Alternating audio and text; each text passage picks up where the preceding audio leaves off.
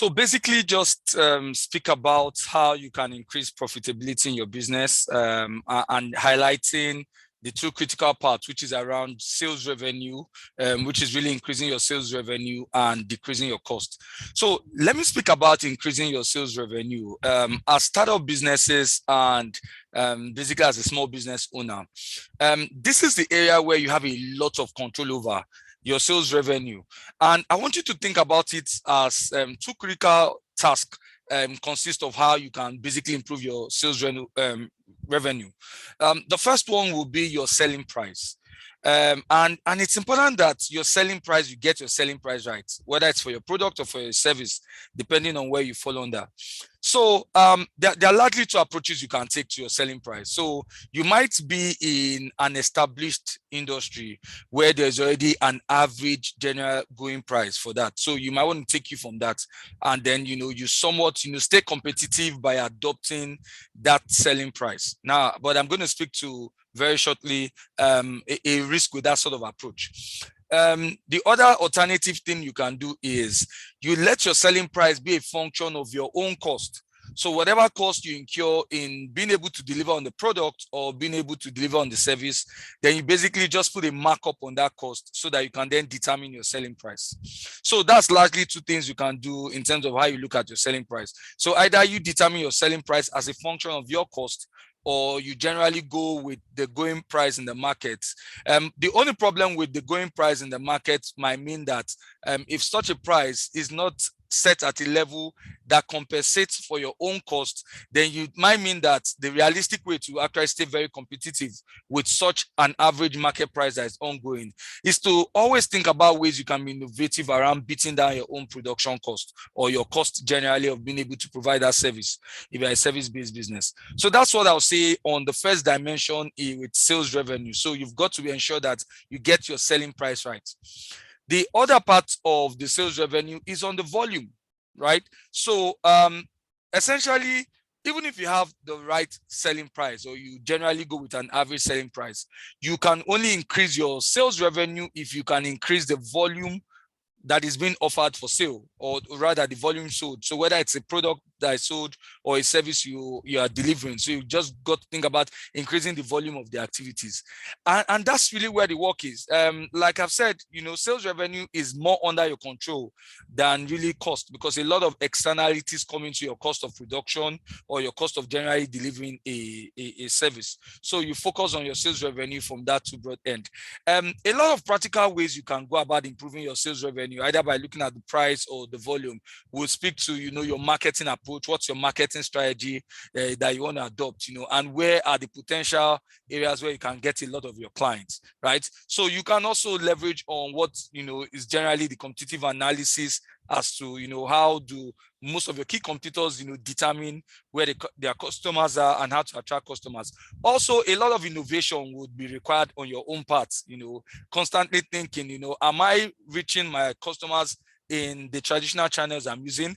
Are there innovative channels that you might want to explore so that you can be able to also reach out to new customers? It's always very important, and that's where the power of digital media comes in. It's important to understand that consumer patterns are changing, and also customer preferences are also getting very diverse. So it's important to understand where your customers are, what your customers want. You're listening to your customers, and you can link that to avenues you can reach out to potential customers and how to serve those customers in such a manner that it allows you increase your current activities in terms of your current sales levels, so that your sales revenue will generally be improved on, right? So as much as I've spoken about the selling price and also about the sales volume, it's also important that you leverage of sales and marketing strategies so that you are really ensuring that you are directly will be appearing at the top of the mind of your customers. You know where your customers are, and you can reach out to your customers. The second aspect to profitability will be around your expense, and I'm going to put it quite straightforward as making sure that you can reduce your expenses. I shared a lot in the earlier sessions around how to reduce your cost, especially your fixed cost in the business. So I spoke about models like rental. You don't have to own what you have. You can outsource certain functions or certain activities in your business so that you can bring down your overall cost. And it's also important that when we think about cost reduction, that you generally leverage off technology as well too, so that pulls down a lot of the manual effort that is done in the business that can have cost implications. And also, ensuring that you are quite efficient in the way you operate, so that way you are able to also bring down your overall cost. So regardless of the function, and if you observe the examples I gave are not directly related to a specific sector. So this can work across any sector. And I know that for the startups on the call, so depending on what you do, product-based business, service-oriented business, you generally can rethink how you can bring down your cost, whether it's your fixed cost or whether it's your variable cost. You generally have to think about it. Leveraging on technology is something I've said quite a lot on this call, as well as also, the model around, renting, or generally outsourcing, rather, or going for a lease rather than an actual ownership of those things. Now, let's deepen this conversation around profitability by also understanding, available sources of revenue. This is very important. And when I speak on available sources of revenue, what I'm trying to do here is to, create a notional approach to how you look at revenues in your business. So I will give broad classifications of how we can look at revenues in our business as startups, as small business owners. And then so that, you might get you thinking as to, what are the alternatives, and if you're optimizing all the revenue sources, that can accrue to your business. So let's look at it. Now, the first one I'll be speaking on is what I refer to as one-off revenue. Sometimes you might call it one-time revenue. So a one-time revenue are revenues that come from transactions or activities in the business that it's outside of its normal core activities. It's usually a one-off. It's not a revenue that you expect to always generate, at all times. I sort of find that, it might be as a result of a strategic relationship or just exploiting a strategic opportunity. So something that is a commonality when you find businesses reporting this one-off revenue or one-time revenue is maybe leveraging of relationships that they've built across their value chain. And so there's an opportunity to do something that can be complementary to your core activities. And then that perhaps comes with some revenue opportunities for the business. And then you are happy to take them on board. So you might find yourself as a product-based business. There's an opportunity for you to deliver something which is not one of your core products that you have and offer in your business. So maybe a client has reached out to you, right? Or maybe even a key competitor might want to do some collaborations and be like, okay, can we partner in delivering this?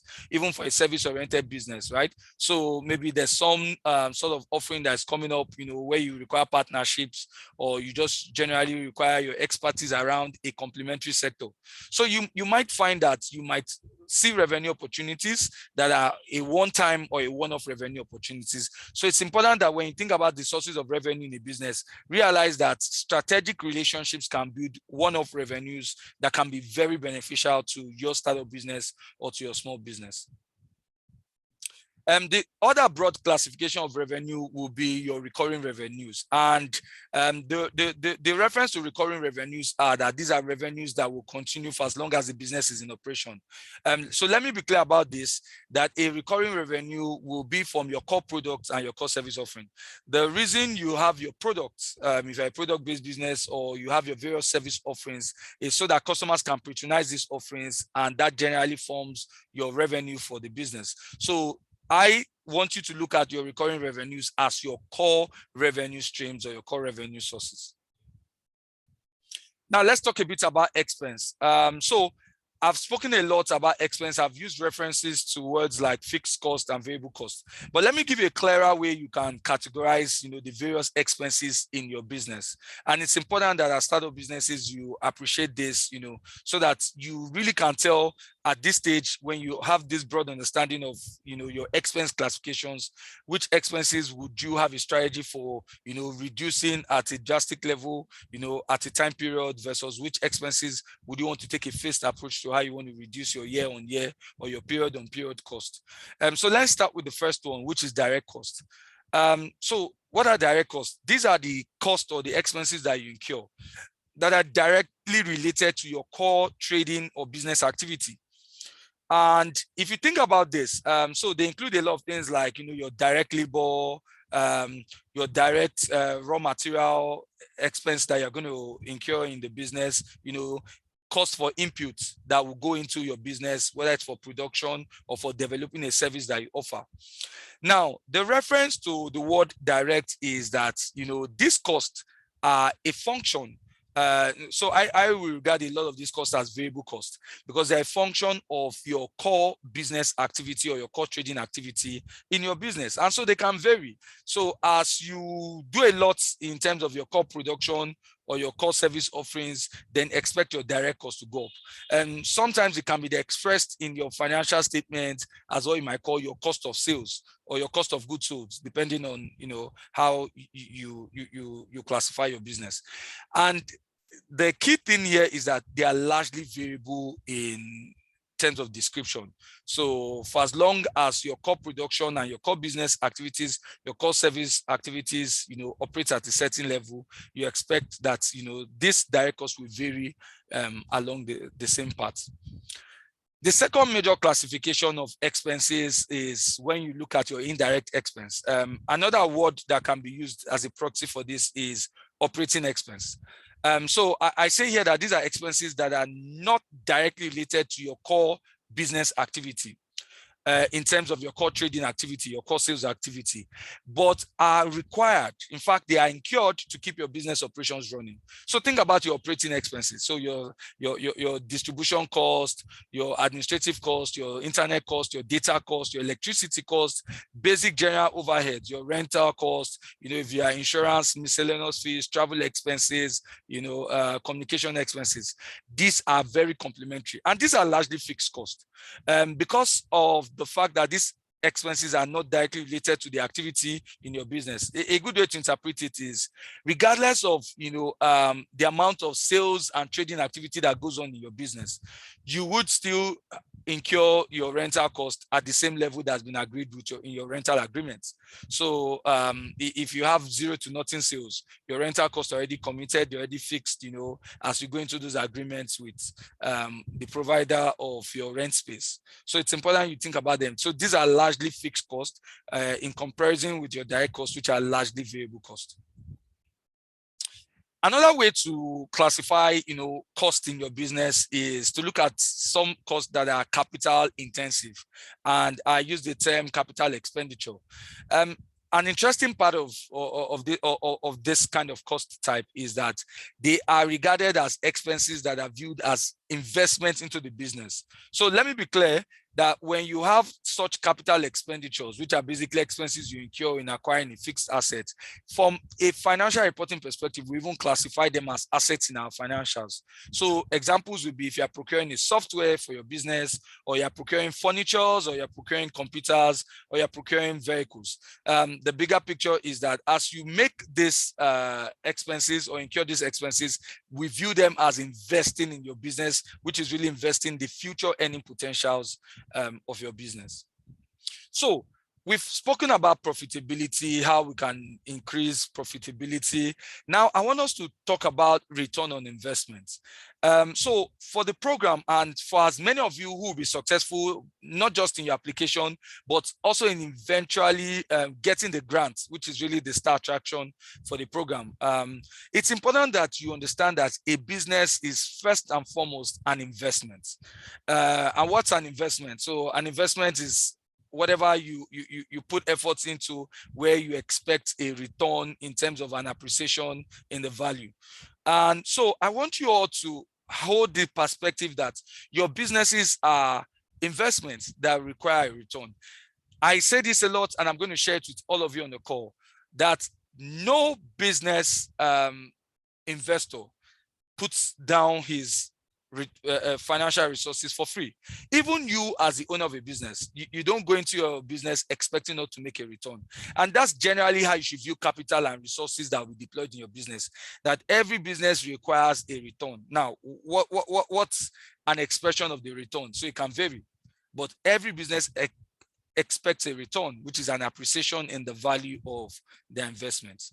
So I start again by saying that there are no free funds in a business. Every investor, including yourself, expects a positive return in your business. And if you look at the return in a business, it can be expressed in two ways: in percentage terms, which is the most common. So you find people say, there's an expected return on investment, whenever they make an investment in a business at a certain percentage level. It can also be expressed in decimal points, which is really largely the same thing if you express it in a percentage point. So it's important that investors are guaranteed that any investment they make in a business would come with an associated return on their investment, which has to be positive.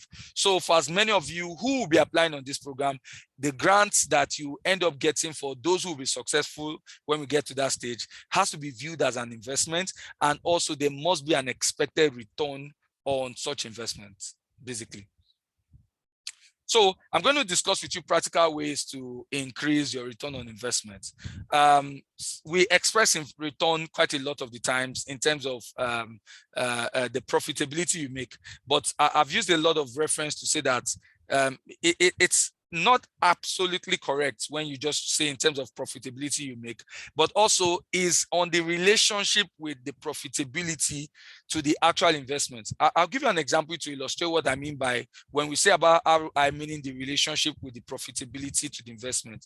So take two businesses that vary in terms of how much was invested as the financial resources for that business. So take a business that had 5 million invested in it, another business that also had 10 million invested in it. So let's say they both generate a profit of 1 million. For the business that had 5 million invested in it, a ₦1 million investment or return on a ~5 million investment will give you 20%. A business with a ~10 million investment that generates a profit of 1 million will give you 10% return. So that's why I say the return on investment is not exactly the profitability amount in terms of face value of the amount, but in the relationship between the profitability and the baseline investment. So 20% to 10% vary, but they both give us the same profitability. So it's important that you understand that when we have conversations or investors hold conversations with you about an expected return on investment or an investment is largely around, what will the returns look like for them in percentage terms, right? Which is really saying, what is the relationship between whatever I will put in your business vis-a-vis the expected returns or the expected profitability I will get. So that profit to investment relationship is really the emphasis when we speak about return on investment. But I'll share with you very practical ways that you can improve your return on investment. I've spoken about technology, but let me just complement those views I've shared to also speak on how you leverage the internet. You leverage the internet in terms of, one, attracting potential customers, and that will speak to your digital marketing opportunities. Also, not just attracting potential customers, but also selling and increasing your platforms for sale. So it's almost so there's a popular quote that says, any business not on the internet is not a business any longer. And that's the reality of the times we are living in. So I think it's important that all of you on the call, startups, small businesses, think about a strategy that ensures that your business is found on the internet. A very simple test is to ask, do you have a website? Do you have a social media account, where you can display some of your products or services, and also your listing in terms of your availability, and obviously channels for that in which customers can reach out to you. So leverage the internet, and the big picture with leveraging the internet is that it brings down your overall operating cost. Another thing you can do to improve your return on investment is to create multiple products, more products and services, so that you are able to diversify the risk around, putting up all your products and potential product revenues or potential service revenues from limited products. So the more products you have, you can diversify your revenue potentials, so you can get a lot more expanded number of customers patronize you, thereby increasing your profitability, and then also that returns back as a positive or as a healthy return on investment for you. Another thing you can do is to boost efficiency. Boost efficiency can speak to several things, So one way to look at boosting efficiency is also to ensure that everyone is operating at optimal levels. Certain things that can boost efficiency in a small business or in a startup business might be to set performance metrics. There has to be clear KPIs, key performance indicators. Generally saying this is what we expect of everyone. You might set daily targets or set periodic targets, and just generally ensure that everyone is operating at their optimal best. That way it comes back to the overall business as increasing their efficiency, increasing their returns. And that basically would help you translate to your return on investment. And then also, this is timeless and never goes out. When you focus on excellent customer service, that's a great way, because ultimately it comes down to our clients, it comes down to customers. No business is good. You are just as good as your customer service, because ultimately it's really the customers that generate the revenues for us. So make sure that you increase the way you delight your customers. In fact, and that's where I'm going to leave it at, move to experience, right, rather than even service. So there are a lot of conversations around customer experience. So let that be the focus. Make sure that the experience that your customer and potential customer will hold with you has to be very excellent. And that can translate into a lot of things like reviews, and also in terms of how you look at your brand equity, with your clients and potential clients. So we're going to wrap up our conversations now around looking at, how you can avert income leakages. And when I say income leakages, I really speak to, revenue leakages. So I'm going to ask a question now, and I want you all to go quickly to the chat box, and I'll be reading that. And this is the question. How can we prevent income leakages in our business? So I'm looking at the chat box and I'll be reading them out. So just quickly, how can you prevent income leakages in your business? All right, so I'm looking at it. So fantastic. I'm seeing the comments. Regina says by strengthening financial control. That's fantastic. Augustine says by using technology tools. Very, very good. Very, very good. Musa Abdullahi says by doing periodic inventory counts. Also very good, especially if you are a product-based business. I see another person. I think this is Kenneth. Kenneth says by keeping proper records. All right, that is fine. I'm seeing another person. Victoria says by managing my cash flow. Fantastic. Okay, so just keep them coming. I like a lot of the views that have been expressed on the chat box. Keep them coming. And I must say that as if some of you saw what I'm going to be sharing. And so I like the point I was getting. So let's have this conversation. Income leakages refer to loss of revenue in a business. So some literature can refer to income leakages as revenue leakages. And what is interesting about this is, and from my experience, so leakages or revenue leakages can be unintended. And the whole idea around being unintended is that, it could have been an error. I can tell you for free as a chartered accountant that we always are clear to say that there's a thin line between an error and a fraud, and it speaks to intention. The both of them can give a business the same impact from a negative standpoint. So you might lose a lot of money, and it can be intention that would separate whether it's an error or it was a fraud. So if it was intended, then a fraud is happening. And if it wasn't intended, then that's an error. So sometimes we can see that, right? So we've seen a lot of instances in businesses where there are leakages. So someone might have posted something manually and made an error and wrongly captured revenues that came in. So from a reporting or from a recording perspective, we've seen unintended leakages like that. We've also seen leakages that might even have been unnoticed. And that speaks to what I would say around your financial controls, speaking a lot around checks and balances. So it's very possible. So maybe someone carries out a transaction, it wasn't authorized by someone, and nobody got a chance to do a second level review around it. And that speaks to an earlier point about ensuring that it is not good practice generally to find in a small business, and as startups take this very serious, it's not a good practice to find, the potential for someone to initiate a transaction, especially financial transactions, and conclude it solely. It's always a good financial control that if someone initiates a transaction, at least there's an authorizer on the transaction, there's a second level review of such a transaction. Always very helpful for small businesses and also for startup businesses. Businesses with income leakages, when it gets to an unmanageable level, can't put a business at the risk of going into bankruptcy. And that's the bigger picture. That if you don't pay attention to the details and prevent, these income leakages, the bigger picture could be that the business might stand a chance of, going into bankruptcy. And no one, and I'm sure, with all the effort that goes into building a business, no one here, is desirous of such a thing happening to their business. So we must pay attention to this revenue leaks or revenue leakages. I refer to as income leakages. And I think that a good way to avert income leakages is to ensure that your financial controls are very, very, very strong. So how your internal controls are around financial transactions has to be very, very tight, right? So let me give an example of some of the financial controls that I want you as small businesses or startups to pay very close attention to. I spoke a lot about separating your business and personal finance. I think you should link this to the concept of having a personal account. One of the things I say to small businesses and even startups is pay yourself a salary. As the founder of this startup, I can understand the emotions that bets, that you bring to the business, how your passion, can translate to growth at a very aggressive stage, but it's important that you don't indirectly lead to the collapse of your business. Simple things like this, so pay yourself a salary. That's a time-tested tool I want to share with everyone.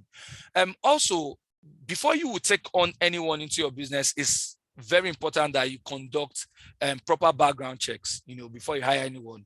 The bigger picture is, you're just as good as your weakest link in the business. So if you don't conduct background checks, you might find yourself, bringing people to organizations that can go into collusion, or generally just, do something that can lead to the demise of a business. Maybe commit a fraud or, do something that can lead to the eventual demise of the business. So proper background checks also has its impact on how you look at, strong financial controls in every organization. Also to reconciliations, bank reconciliations, I recommend this a lot.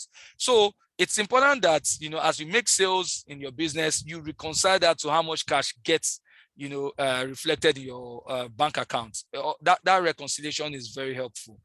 You can do this at a faster pace in terms of maybe weekly reconciliations or even quarterly reconciliations. But I like the concept of every month reconcile, so they are generally sure that the cash flows you expected to come into the business versus cash flows that have left the business, in addition to what was in the business at the beginning of the month or period, depending on what frequency level you want to use, gets reconciled. And you basically can tell, okay, so for every money that came into the business, it went out in the business in this form or is reflected in the bank accounts in this form. So it's always important. This way helps you to track where there are current revenue leakages or potentials for leakages. For product-based business, this makes a lot of sense.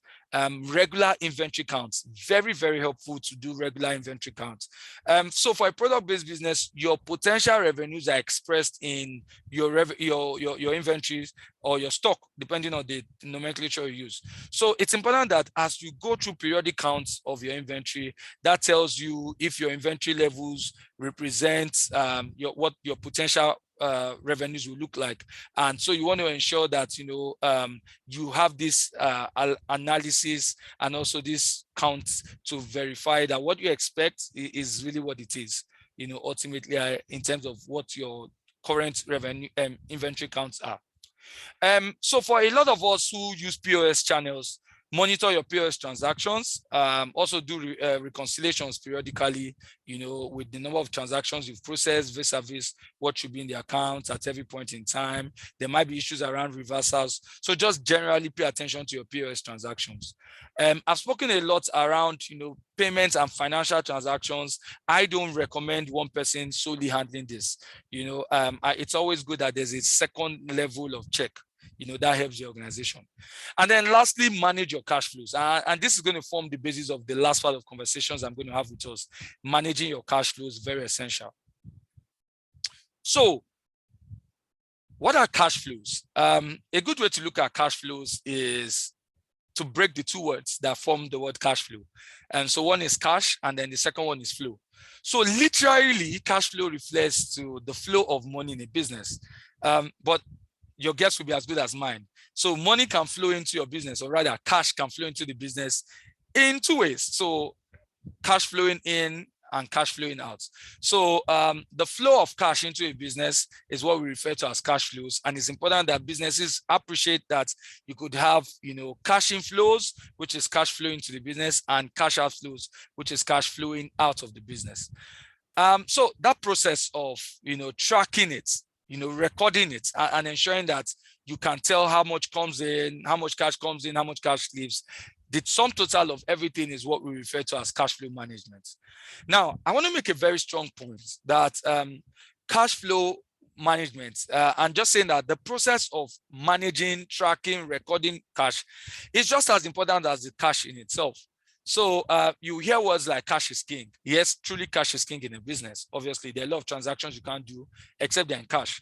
But recording your cash, tracking the cash, understanding when cash comes in, all of those managerial activities that goes with, managing cash, tracking it, is also as important. And that's why we say that cash flow management is equally as important as cash in itself.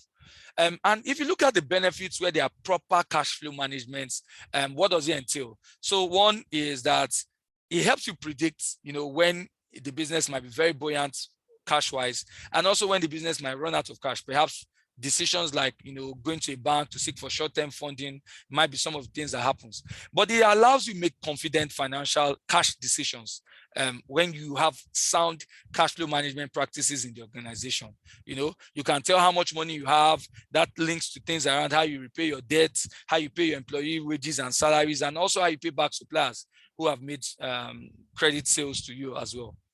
So it's so integral to a business, and I keep using the reference to words like a lot of decisions can only be made in a business through cash. So cash flow management is very good. It helps good decisions. I would even say confident decision making, and it's a core responsibility of the owner of a business. You can't outsource this sort of responsibility, that you constantly ensure that you can track when money should come in and when money leaves. And if you understand the way cash comes in and leaves the business, I think it follows a cycle. And that's why I use the word a repetitious cycle. And the reference to repetitious is, you spend a lot of money in terms of cash outflow trying to get inputs, raw materials to your business. If you're a production-based business, if you're a service-based business, generally trying to improve your capacity to deliver on the service. So you spend a lot in terms of the raw materials or the inputs that come into the business. You translate those inputs through operational activities to become products or services that you are happy to offer to your clients or customers, and the customers in return will pay you. So that process of spending on your inputs and your raw materials to transforming that materials to products or services and getting clients to pay, you find out that it follows that cycle. When clients pay you, you repeat the same process. So that's what I mean by cash flow management is a repetitious cycle, which is a cycle around how you spend money to create products, and then you generate money by selling those products and services that you've created. Now, some key considerations for us as we think about cash flow management. I want you to ask yourself this question. This is a benchmark for thinking around how to come up with an effective cash flow management practice in your organization. So the first thing I want you to do is ask yourself, so how much cash, which is really saying what's your current cash position in your business? And your bank account balance is a very good indicator of that. How much cash can your business generate? This speaks to capacity. Capacity. So how much cash can your business generate on a monthly basis? I recognize that it can differ, and some of your business can operate in cycles and have seasonalities. So in some seasons, maybe towards the end of the year, it might experience a boom or a drop in cash that it generates. In some other period, it might experience also a boom or a drop. So it's important you understand what your monthly capacity looks like for cash flow management. And then when would cash comes in? And this is a reference to credit sales. So when you sell on credit, what's the time gap between when you sell on credit to when it now becomes paid into the business as cash? And then what's the general optimal cash level you need in order to operate your business? So these are 4 important questions that you ask yourself, as you think about, coming up with an effective cash flow management practice for your business. So I want you to do the following. To improve how cash flow comes in, I have these conversations with your business, people in your business, or if you are a solopreneur, reflect on this. You must know your clients and their purchasing capacity. So even in banking, Keystone Bank would say, you must know your customers. And for you as their customers, they know you. I mean, there were KYC forms you filled, and there were also some visitations full of just in trying to understand you. Take the same practice to your business. You must know who your clients are and understand their purchasing capacity. And especially as you get into credit relationships where you might be offering products or services on credit, you do a proper credit assessment, and a good credit assessment will flow from, how much you know about your clients and their purchasing capacity. Have a good credit policy that guides your credit transactions, and there are several types of policies. In the United States, this is called your net terms. So some might say 30 days credit is all I can offer. Some might say 90 days credit, some might say 60 days, some can even say 7 days. But it's important that this is documented and it guides all transactions in the business so that it's standardized, and it also helps everyone in terms of understanding, okay, if we give out an item on credit, we expect that on or before a certain number of days that the credit would have been repaid as cash. Also, do not wait, for the due dates when your debtors owe before you follow up. So ensure that you follow up with payments, more importantly, on or before the due date. Now, in terms of cash that leaves the business, I want you to think of the following. So one is take advantage of credit terms from your suppliers, but you've got to be careful about this, right? Taking advantage of credit terms doesn't mean you exploit it in its totality. I mean, if your suppliers are happy to offer you items on credit, it makes a lot of financial sense, to take those items on credit. That helps you manage your liquidity, which is really your cash position, and then you can then repay. But I like that, you pay ahead of time. Actually, that's my preference for a lot of you on the call, so that you can build a credit profile, a good credit history, pay up, before the due dates. Also, if you have deliveries or supplies or contracts, let it be based on milestones before you pay, or certain performance targets before you pay. That way allows you to pay per productivity, with your supplier. And then more importantly is continue to hold and build strategic relationships with your key suppliers. That makes it very easy for you to access some credit, facilities with them, because they can understand where the business is going towards, and they are happy to, want to help, the business from that perspective. So in wrapping up and coming to a conclusion, I'm going to share the following thoughts with you. So if I think about the totality of what I've said, right, around financial planning, business planning, sustainability, so I think technology plays a very underpinning role.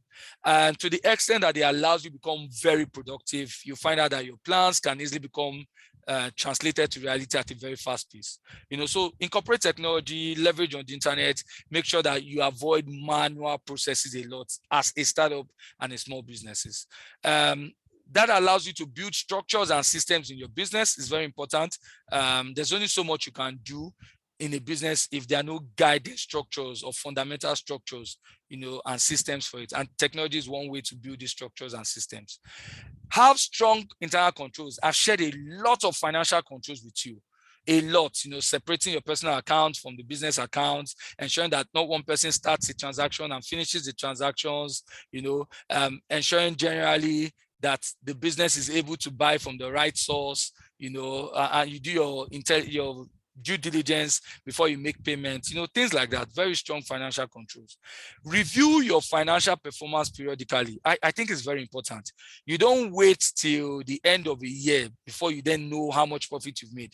So it could be a weekly basis, it could be on a monthly basis. Review how well you're faring. Set targets at deeper or at a more detailed level, like on a weekly basis, on a daily basis, on a monthly basis, so that the more you're able to meet these short-term targets, the closer it takes you to meeting the overall target for the year, right? And it won't be a surprise that if you are able to meet your short-term targets, then you end up meeting the target for the overall year. So let's recap. You've learned the key considerations in planning for success in your business. We looked at elements of the business plan and spoke to about 10 of them, very fundamental for planning for success. And also I linked that to financial planning, and I spoke a bit about, some of the tips that are available from the Finance Act. You've also learned about these various streams of revenues and also how to improve and increase revenues in your business. And you've also learned about the types of expenses that can be incurred in a business and generally steps you can use to reduce some of the expenses. I also spoke about strategies to manage your cash flows and to help you avert or block income leakages. So my charge to you as we wrap up now will be, let's now go and implement these strategies. All right, so that's it. So let's now end with some wrap-up questions. And I want you to type on the chat box for me. So what are your key takeaways from this session? So that's the first question. So if you're going to be answering the first question, just type number 1 and give me the response to your key takeaways from the session. And then the second session is, what financial planning idea would you implement? So that will be the second question. So for question 1, put 1 and put in your response. For 2, please put in your response. And you could choose to or elect to answer 1 or 2. So I'm watching and I'll be reading your chat box. All right. Okay, so I can see Abiodun says the key takeaway is that I will leverage on technology to increase revenues and also to help plan my business better. All right, I like that. That's a very, very good point. Also, Ineka is making also another interesting point. I've learned that record keeping is very fundamental to success in my business. Fantastic, fantastic. That's a very good one. Who's responding to number 2? Most of the responses I'm seeing is on number 1. All right. Okay, so Nkem is saying that I would ensure that someone else also authorizes any transaction that's initiated in my business. Fantastic, fantastic. So the list is endless, right? So the bigger picture is, if you are able to, plan properly, it will prevent poor performance. So good performance in a business, your business is becoming sustainable, your business is growing and expanding. It's a function of the investment you make into planning and control. So that's fantastic. And so in final, if you want to reach me, I just want to thank you for listening. It's been a pleasure, facilitating this session. So for more inquiries, feel free to reach me via the email you see here, or you can call or send me a text, preferably on the number shown on the line. It's been an absolute privilege doing this with you, and I hope that your businesses and the startups and the small businesses on the call, can, eventually make this application for the Keystone Startup program, and eventually also become winners who can access these grants, and much more importantly than the grants, grow their businesses to become unicorns, right? So it's been fantastic once again. Many thanks for your time. And that is back to you, Stella. So Stella, please confirm that you're fine and you're happy. So over to you at this point now. Many thanks.